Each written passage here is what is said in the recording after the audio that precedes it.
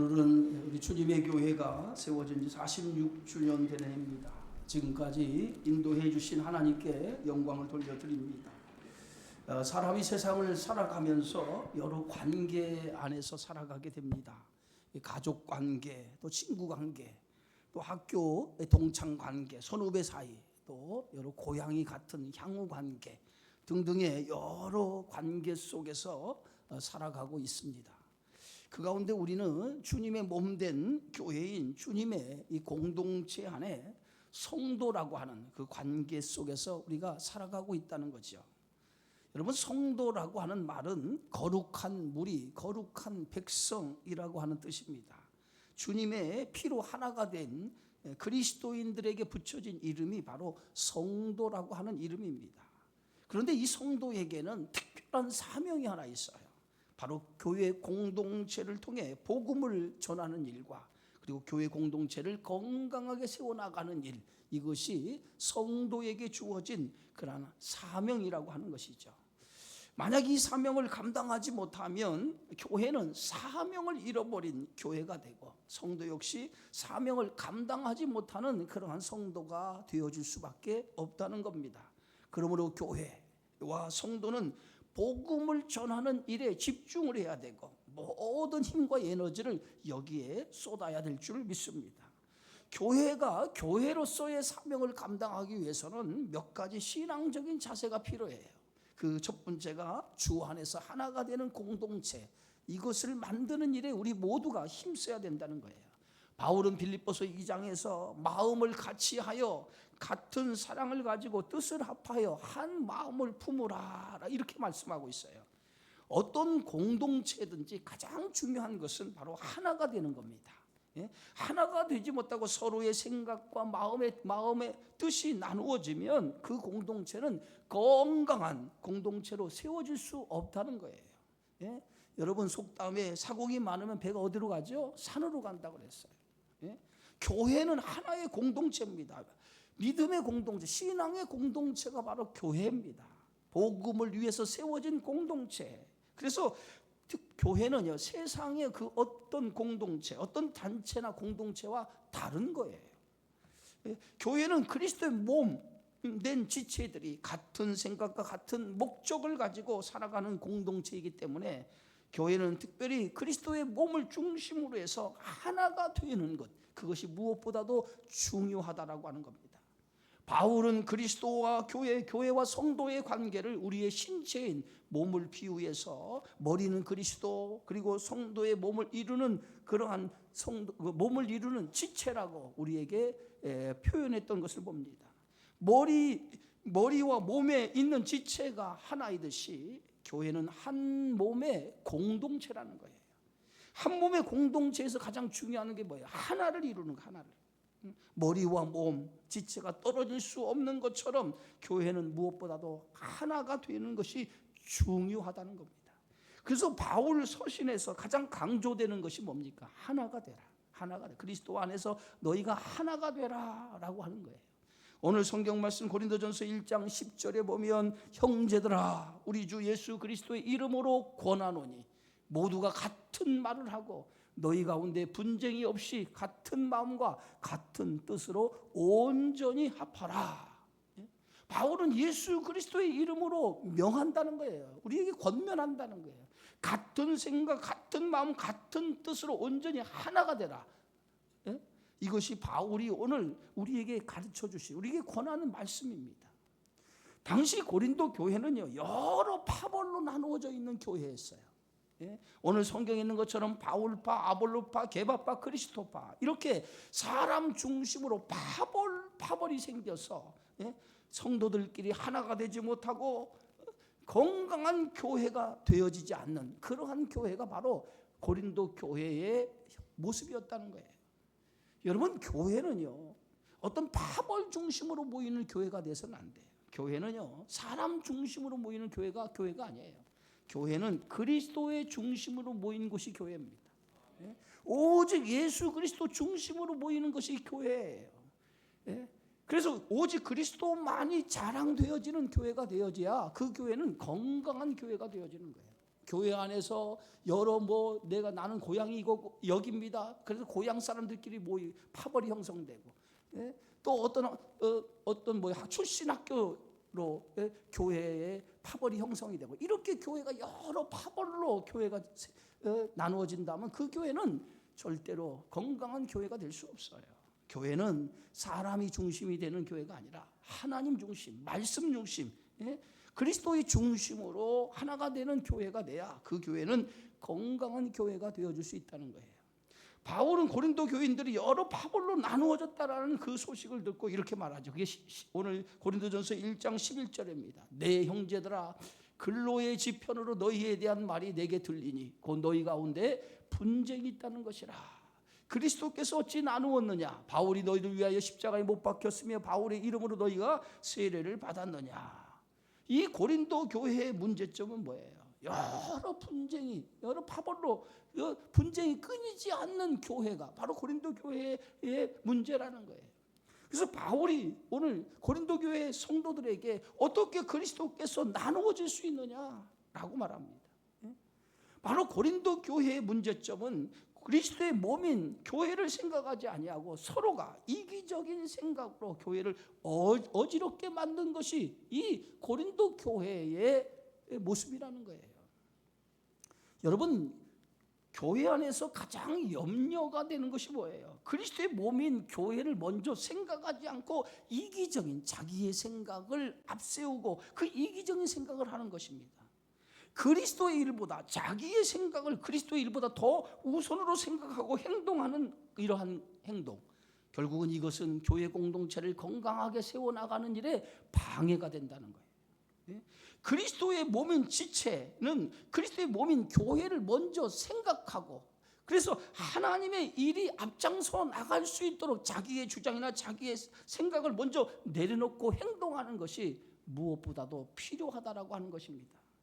나의 생각이 교회 공동체를 세워가는 일에 방해가 된다면 자신의 생각이나 주장을 내려놓고 공동체를 위해서 희생하는 그러한 정신이 무엇보다도 중요하다는 거죠. 이런 희생이 교회를 건강하게 만드는 것이라고 할 수 있습니다. 그래서 주님의 공동체는 세상의 이익을 위해서 세워진 공동체가 아닙니다. 교회는 어떤 공동체입니까? 교회는 은혜의 공동체예요. 은혜의 공동체. 세상의 눈으로, 세상의 잣대로 교회를 보기 시작하면 교회는 건강한 교회가 세워질 수 없어요. 교회는 능력이나 실력 위주로 주의 일을 하는 공동체가 아니에요. 좀 부족하고 연약해도 은혜로 함께 연약한 사람, 부족한 사람을 세워서 함께 더불어 건강한 공동체를 만들어가는 것이 교회예요. 만약 실력 위주나 능력 위주로 뽑았다라고 하면 그것은 세상의 단체죠. 여러분, 교회라고 하는 것은 바로 서로가 함께 더불어 하나님의 나라를 세워가는 공동체이기 때문에 부족하고 연약한 사람도 함께 더불어 주의 일을 감당해 나가는 은혜의 공동체가 돼야 그 교회가 건강한 공동체가 되어질 수 있다고 하는 것입니다. 여러분, 그리스도의 복음을 전하기 위해서 교회가 세워진 거예요. 그러기 위해서 저와 여러분이 하나님 앞에 일꾼으로 부름을 받았다라고 하는 사실입니다. 우리는 각자 주어진 위치에서 주님의 교회가 건강한 공동체가 되기 위해서 맡겨진 사명을 다 하는 그러한 교회가 되어질 때, 그러한 지체가 되어질 때에 교회는 건강한 교회로 성장할 수 있게 되어지는 줄 믿습니다. 두 번째는 그리스도 안에서 우리가 어떤 교회로 세워야 되느냐? 그리스도 안에서 가족 공동체로 세워져 가야 된다는 거예요. 여러분, 교회 안에서 성도를 부르는 칭호가 있죠. 바로 그 성도를 집사님, 장로님, 권사님 이렇게 직분을 따라 부르기도 하지만은 그러나 우리가 형제, 자매라고 하는 것으로 칭호를 부를 때가 있어요. 여러분, 형제, 자매라고 하는 칭호는 아무에게나 부르는 칭호가 아니잖아요. 가족에 한해 부르는 칭호가 형제, 자매라고 하는 칭호입니다. 우리는 그리스도 안에서 형제요, 그리스도 안에서 자매가 된 가족이라는 거예요. 그리스도의 십자가 피로 우리가 그 한 몸을 이루는 그리스도의 형제요 자매가 되었다는 거죠. 그래서 주님께서 우리를 그리스도의 피로 새로운 가족 공동체로 우리를 만드신 거예요. 한 번은 예수님이 말씀을 전하고 있을 때에 예수님의 어머니와 동생들이 예수님을 찾아와 집 밖에서 사람을 보내서 예수님을 부르게 되어지죠.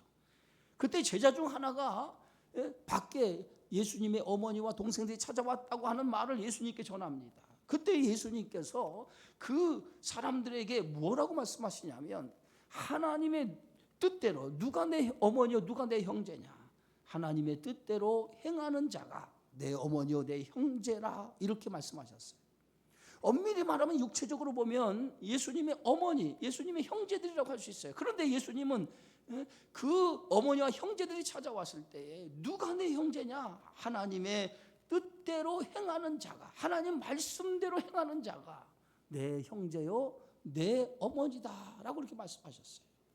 이 말씀의 의미가 무엇입니까? 하나님의 뜻을 따라 살아가는 사람, 이것이 뭐냐? 그리스도의 가족이라는 것, 새로운 공동체, 가족 공동체라고 하는 것을 예수님이 우리에게 가르쳐 주고 있는 것을 볼 수 있어요.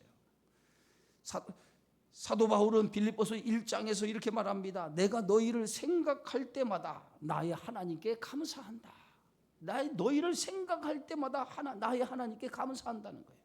또 데살로니가 전서 1장 2절에 보니까 내가 너희를 위해서 기도할 때마다 너희를 기억한다는 거예요.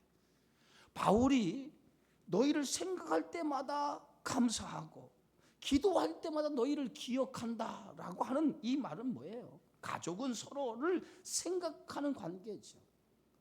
바울이 빌립보에 들어가서 복음을 전해서 교회를 세웠어요. 그 이후에 빌립보를 떠났습니다. 그러나 한 번도 바울은 그들을 잊어본 적이 없어요. 왜? 그리스도 안에서 하나의 가족 공동체가 되었기 때문에 잊어본 적이 없었다는 거예요. 데살로니가에 들어가서도 교회를 세웠지만 그 데살로니가 성도들을 한 번도 잊어본 적이 없어요. 그래서 늘 그 데살로니가 교회를 생각하면서, 성도를 생각하면서 기도를 했다는 거죠. 바로 하나님의 사랑으로 가족 공동체가 된 그들을 잊을 수 없기 때문에 생각할 때마다 기억하면서 그들을 위해서 기도했다라고 이렇게 말하고 있는 것을 볼 수 있어요. 여러분 가족 중에 군대에 가 있거나 멀리 해외에 가 있는 사람이 있으면 여러분 늘 신경이 쓰이지 않습니까? 그리고 걱정이 되죠. 이것이 가족인 거예요. 여러분의 가족이 아니라면 어디에 있든지 신경이 쓰이고 염려할 이유가 하나도 없어요. 바로 가족은 서로를 생각하고 염려하는 관계가 바로 가족의 관계예요. 사도 바울이 빌립보 성도들을 위해 생각했다라고 하는 것은 그만큼 빌립보 성도들이 그리스도 안에서 하나의 가족 공동체가 되었기 때문에 그들을 생각하고 그들을 향해 염려가 있었다는 거예요. 주님의 교회 성도님들은 서로 이런 관계가 되어지기를 주의 이름으로 축원합니다. 서로가 서로를 기억하고 생각하며 늘 염려하고 서로를 위해서 기도하는 그런 관계가 되어질 때 건강한 공동체가 되어지고 이런 가족 관계를 통해서 하나님의 나라의 일을 힘써 행하는 그러한 교회가 되어지리라 믿습니다. 그래서 한 주만 안 나와도, 성도들이 한 주만 안 나와도 무슨 일이 있는가 걱정하고 염려하는 관계가 돼야 돼요. 응? 여러분 만약에 내가 한 주간 안 나왔다 그러면 교회 성도들이 걱정이 돼가지고 여러 사람이 계속해서 전화를 했다고 생각해 보세요. 그럼 그 사람이 어떤 생각을 갖겠어요? 야, 내가 한 주 안 나오는데 많은 성도들이 나에 대한 이렇게 관심이 많아? 하면서 그 전화를 받고 내가 교회 한 주 안 나오는 것이 대단한 문제구나 생각할 거 아니겠어요? 그런데 교회를 나오는 성도가 한 주, 두 주, 세 주, 한 달을 안 나오지 않는데도 아무런 연락이 없다고 생각해 보세요. 어떤 생각을 갖겠습니까? 예? 가족 공동체라고 하는 것은 바로 관심이에요. 사랑을 나누는 관심이에요. 이것이 교회 안에서 이루어질 때에 이것이 건강한 교회가 될 수 있다는 거예요. 여러분 우리가 얼마나 가까운 사이인지 아십니까? 예? 우리는 혈육보다 더 가까운 사이예요. 저는 제 형제들이 있지만은 형제들이 1년에 보는 횟수가 손꼽아요. 명절이나 그 밖에 특별한 일 아니면 우리 형제를 만나질 않아요. 여러분도 마찬가지예요. 특별한 일 아니면, 명절 아니면, 특별한 일 아니면 형제를 만날 때가 별로 없지 않습니까? 그런데 오늘 여러분들은 매주 봐요. 매주 보는 것뿐만 아니라 매일 보는 사람도 있어요. 새벽마다 나와서 매일 보는 사람들이 있어요. 얼마나 가까워요. 그죠? 얼마나 가깝습니까? 이보다 더 가까운 관계가 저는 없다고 생각합니다. 가족이라고 하는 것이 뭐예요? 함께 하는 것이 가족입니다. 가정에 무슨 일이 일어나면 가족은 기쁜 일이나 슬픈 일이나 모든 일이 함께하는 게 가족 아닙니까? 좋은 일만 함께하는 것이 아니라 힘들고 어려운 일도 함께하는 것이 가족인 것처럼 그런 관계가 오늘 주님의 교회 공동체 우리 성도와 성도의 관계가 되어져야 될 줄 믿습니다. 사도행전 2장에 보면요 이런 말씀이 있어요. 믿는 사람이 다 함께 있어 모든 물건을 서로 통용하고 또 재산과 소유를 팔아 각 사람의 필요를 따라 나눠주고 날마다 마음을 같이 한다라고 하는 말씀이 있어요. 초대 교회의 특징이 뭡니까? 초대 교회의 특징은 하나의 공동체가 되어졌다는 거예요. 서로 물건을 나누어주고 어려운 사람이 있으면 자신의 소유를 팔아서 어려운 사람을 도와주는 그런 공동체였다는 거예요. 그래서 초대교회가 얼마나 끈끈한지 그 끈끈함을 통해서 초대교회가 정말 그리스도의 사랑으로 충만한 교회였다는 거예요. 그래서 그런 충만한 교회가 되어지니까 날마다 믿는 이가 더해가는 교회였다라고 사도행전 2장 42절에 보면 그렇게 기록이 되어져 있어요. 여러분 교회는요 모든 성도가 함께하는 공동체가 돼야 돼요. 무슨 일이든 함께 나누고 함께하는 공동체가 되어질 때 그 공동체가 그리스도의 사랑이 넘치는 공동체가 되어지고 그런 공동체가 될 때 건강한 공동체로 성장하는 교회가 되어지는 줄 믿습니다. 주님이 가장 기뻐하는 일이 뭐예요? 오늘 마가복음 2장에 보면 이런 말씀이 있어요. 한 중풍병자를 4사람이 메고 예수님께 찾아오는 장면이 있어요. 그런데 오늘 한 사람이 중풍병에 걸렸는데 4사람이 들것에 메고 한 중풍병자를 들고 예수님께 찾아오는데 얼마나 많은 사람들이 예수님을 만나려고 문 앞에 진을 치고 있는지 그 중풍병자는 예수님 앞에 보여드릴 수가 없는 거예요. 그래서 이 4사람이 그 지붕에 올라가서 지붕을 뚫고 그리고 그 들것을 예수님이 계신 곳에 내려드려서 예수님 앞에 보였던 것을 봅니다. 그래서 그 지붕을 뚫고 예수님이 그 중풍병자를 내려서 중풍병자를 예수님께 보여드렸을 때 예수님께서 그들의 믿음을 보시고 그들의 그 중풍병자의 병을 고쳐주셨다라고 하는 내용이 있어요. 그런데 여기서 가만히 보면 예수님께서 그 중풍병자를 고쳐주신 것은 그 중풍병자의 믿음을 보시고 고쳐주신 것이 아니에요. 4사람의 헌신과 희생을 보고 예수님께서 그 중풍병자를 고쳐주셨다는 거예요. 바로 4사람이 누굽니까? 그들의 가족인 거예요. 바로 주님의 교회는 이러한 서로가 서로를 유해주고 사랑하는 그러한 관계가 함께하는 그러한 아름다운 가족 공동체가 되어지는 그러한 교회가 되어지기를 주의 이름으로 축복합니다. 3번째는 거룩함에 쓰임받는 공동체가 되어져야 된다는 거예요. 여러분 교회와 성도를 세우고 부르신 이유가 어디 있습니까? 그것은 바로 하나님의 거룩한 일에 쓰임받기 위해 교회를 세우고 저와 여러분을 불러주셨다는 거예요. 여러분 우리끼리 잘 먹고 잘 놀고 하는 친교단체로 교회를 세운 게 아니에요. 하나님께서 주님의 교회를 세우신 것은 이 교회를 통해서 하나님의 나라의 확장과 하나님의 뜻을 이루는 그러한 곳으로 교회를 세우셨다는 거예요. 바로 주님의 일꾼, 주님의 교회의 일꾼으로 여러분을 불러주신 것도 주님의 몸된 교회를 통해 수고하고 헌신하여 주님의 거룩한 일을 감당하라고 여러분들을 부르셨다는 거예요. 그냥 교회를 왔다 갔다 하라고 부르신 것이 아니라 바로 교회, 하나님의 교회를 건강하게 세워가는 일, 그리고 하나님의 뜻을 위해 하나님 나라의 복음을 전하는 일, 그 사명을 감당하도록 불러주셨다는 거예요. 교회는요 2가지 사명이 있습니다. 하나는 복음 전파와 또 하나는 제자로서의 양육의 사명이 교회 안에 있어요.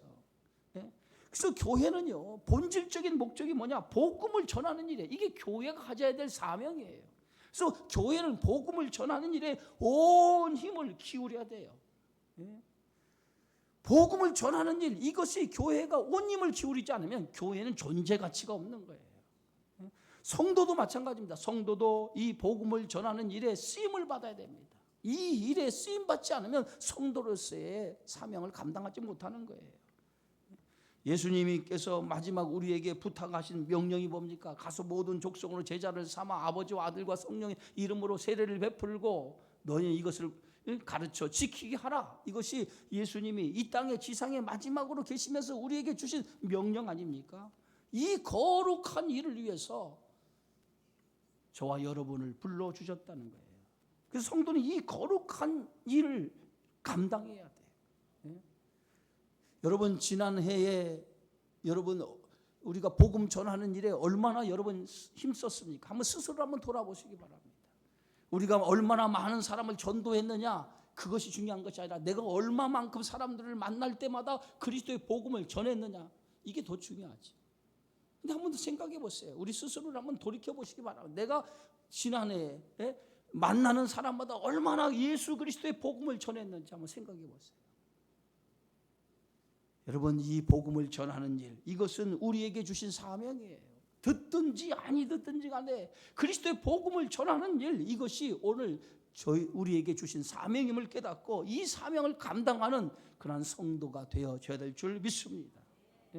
또 하나는 우리가 이 거룩한 일에 쓰임 받기 위해서는 뭐예요? 양육을 받아야 돼. 양육이라는 게 뭐예요? 그리스도인으로서의 훈련이죠. 훈련. 여러분, 군인이 되기 위해서는 훈련소에 들어가서 훈련을 받아요. 그 훈련의 과정을 통해서 군인이 되는 것처럼 오늘 여러분, 우리가 그리스도인이 되기 위해서는요, 양육이라고 하는 게 절대적으로 필요합니다. 그 양육을 통해서 하나님의 백성으로서 훈련을 통해서 그 훈련을 받고 우리가 그리스도의 뜻을, 그리스도의 일을 감당하는 하나님의 군사가 되어지는 거예요. 그래서 교회가 하는 일은 뭡니까? 교회가 하는 일은 공동체를 세우는 일이고, 그 세우는 일 가운데 복음을 전하는 일, 그 복음을 전하기 위해서 성도를 훈련시키고 양육을 통해서 건강한 성도를 통해서 하나님의 나라의 확장을 이루는 것이, 그것이 교회의 사명이라고 하는 거예요. 이 사명을 잘 감당할 때 하나님의 기쁘신 뜻을 이루는 교회가 되어지고 성도가 되어지는 줄 믿습니다. 그리고 또한 교회는요, 함께 세워져 가는 거예요. 함께 세우는 것이 교회예요. 여러분, 좋은 교회, 성도들이 그런 얘기해요. 좋은 교회 다녀야겠다, 좋은 교회 다녀야겠다, 이런 얘기를 하죠. 여러분, 좋은 교회라고 하는 것은 원래부터 존재하는 게 아니에요. 좋은 교회가 어디 있습니까? 좋은 교회가. 좋은 교회는요, 만들어가는 거예요. 만들어가는 거예요. 원래부터 좋은 교회는 존재하는 게 아니에요. 좋은 교회는 함께 만들어가는 거예요. 지어져 가는, 그게 교회. 그것이 뭐예요? 우리가 해야 될 일이란 말이에요. 교회는 원래 죄인들이 모이는 곳 아닙니까? 죄인들이. 우리 모두가 다 하나님 앞에 죄인 아니에요? 세상이 아무리 잘 나가도 교회 안에서는 우리 모두가 죄인으로 만난 거예요. 그래서 그 죄인을 만난 우리가 은혜 받아서 하나님의 은혜로 구원받은 백성이 된 거예요. 그래서 구원받은 백성, 은혜로 구원받은 백성들이 모여서 함께 하나님의 교회를 세워져 가는 거예요. 하나님의 교회를 만들어 가는 거예요. 이게 교회가 해야 될 일이에요. 그런 의미에서 교회 안에서는요, 누구도 자랑할 것이 없는 거예요. 세상에 아무리 잘났어도 교회 안에서 자랑할 것이 없어요. 모두가 함께 부족하고 연약함 가운데 함께 더불어 하나님의 교회를 세워져 가고 만들어 가는 것이 우리에게 주어진 사명인 줄 믿으시기를 바랍니다. 그래서 교회는 뭐야? 완전한 곳이 아니다. 교회는 완전한 곳이 아니다. 어떤 성도가 교회가 문제가 있다고 해서 교회를 나가서 다른 교회를 가요. 그러면 다른 교회가 가면은 그 교회가 문제가 없는 것 같아요. 한 3개월 지나보세요. 또 교회 안에 문제가 보이기 시작합니다. 여러분, 세상에는 완전한 교회가 있을 수가 없어요. 존재할 수가 없습니다. 우리가 하나님의 교회가 완전한 교회가 될 수 없지만은, 그러나 뭐예요? 성도가 교회 안에 성도가 믿음의 생활하면서 교회 안에 어떤 눈으로, 어떤 시선으로 교회를 바라보느냐가 중요하다는 거예요. 우리가 교회를 바라볼 때 우리의 시선이 은혜의 시선으로 교회를 바라보면 교회가 뭐예요? 참 아름답고 교회가 좋은 곳으로 보이기 시작합니다. 그러나 은혜가 사라지기 시작하면 교회가 뭐예요? 문제가 보이기 시작해요. 문제가. 그렇잖아요. 그래서 교회는 어떤 공동체냐? 교회는 은혜의 공동체예요. 은혜의 공동체. 교회는 은혜의 공동체예요. 부족하고 좀 모자라더라도 은혜로 서로 덮어주고 은혜로 함께하는 교회, 그것이 아름다운 교회의 공동체가 되어지는 줄 믿습니다. 그런 교회가 돼야 돼요. 우리 주님의 교회가 46년이 되었습니다. 짧은 세월이 아니죠. 46년의 세월은 이제 성인의 나이로 보면 46살이 됐다는 거잖아요. 부록의 나이가 이제 된 거죠. 그런데 저는 이제부터가 더 중요하다고 생각합니다. 이제부터가 더 중요하다. 지금 교회의 위기라고 하잖아요. 위기. 코로나 팬데믹이 지나고 나서 교회마다 많은 위기가 시작이 됐어요. 저희 지방도 저희 지방의 교회가 31교회였어요. 31교회. 31교회였는데 지방 31교회 중에서 지금 2교회가 통합을 했어요. 한 교회는 없어지고 한 교회는 통합을 했습니다. 지금 29개 교회예요. 근데 29개 교회인데도 앞으로 교회가 주변에 보면 우리 지방 외에도 다른 지방에 보면 옆에 있는 여기 남양주 그쪽 지방은 지금 4개 교회가 통합을 했더라고요. 점점 교회가 위기의 시대가 온 거예요. 위기의 시대가. 그래서 우리 주님의 교회도 46년이 됐지만 이제 지금부터가 대단히 중요한 시점을 말하고 있어요. 대단히 중요한 시점이에요. 우리가 새로운 교회가 가져야 될 그러한 신앙의 본질을 잃어버리면 교회가 무너질 수 있다는 거예요. 여러분, 교회는요, 세상의 이념이 지배되는 교회가 돼서는 안 돼요. 왜 한국 교회가 이렇게 교회 위기가 왔느냐 보면 이 한국 교회의 가장 큰 위기는 뭐냐면 교회 세상의 이념이 교회 안에 들어와서 교회가 위기를 만난 거죠. 세상의 이념. 세상의 이념이 뭐예요? 서로의 정치적인 색깔이 다른 것 때문에 그 다른 것이 교회 안에 들어와서 교회가 쫙 갈라졌어요. 이념으로 갈라졌어요. 이념으로. 그래서 교회가 이념 때문에 오늘날 교회가 사회에서 상당한 지탄을 받고 그런 교회가 되고 말았다는 거예요. 교회가 왜 이념화됩니까? 교회는요, 세상의 이념으로 교회가 이념화되면 교회는 망하는 길로 가는 거예요. 망하는 길. 교회는요, 말씀이 살아 움직이는 교회가 돼야 돼요. 하나님의 말씀이 살아 움직이는 교회 안에서 이념이 존재하는 교회가 아니라 교회는 생명의 말씀, 하나님의 말씀, 그 말씀이 작동되는 교회가 돼야 돼요. 세상의 가치를 따르는 교회가 돼서는 안 되고 하나님의 말씀으로 살아가는, 하나님의 말씀이 작동되는 교회가 되어질 때 그 교회는 건강한 교회가 되고, 그런 교회가 되어질 때 세상의 소망이 되고 세상의 빛이 되는 교회가 되어지는 줄 믿습니다. 말씀이 딱 들어오잖아요. 그러면 그 말씀을 붙잡고 살아가다 보면 내가 어떻게 살아가야 되는지 그것이 말씀 속에서 이루어지는 거예요. 근데 말씀을 놓치고 세상의 이념을 따라가면 이거는 교회로서의 구실을 감당하지 못하는 거예요. 건강한 교회가 되어지기 위해서는 뭐냐? 말씀, 오직 생명의 말씀. 오늘 사도 바울이 에베소 교회를 담임하고 있으면서 3년 동안 눈물로 에베소 교회를 성장시키고 세웠습니다. 그리고 에베소 교회를 떠나면서 장로님들을 모아놓고 한 얘기가 있어요. 뭐라고 얘기합니까? 교회를 잘 부탁합니다. 이렇게 얘기하잖아. 하나님의 말씀으로 이 교회를 지켜주십시오 그랬어요. 하나님의 말씀으로 이 교회를 지켜주십시오라고 얘기했다.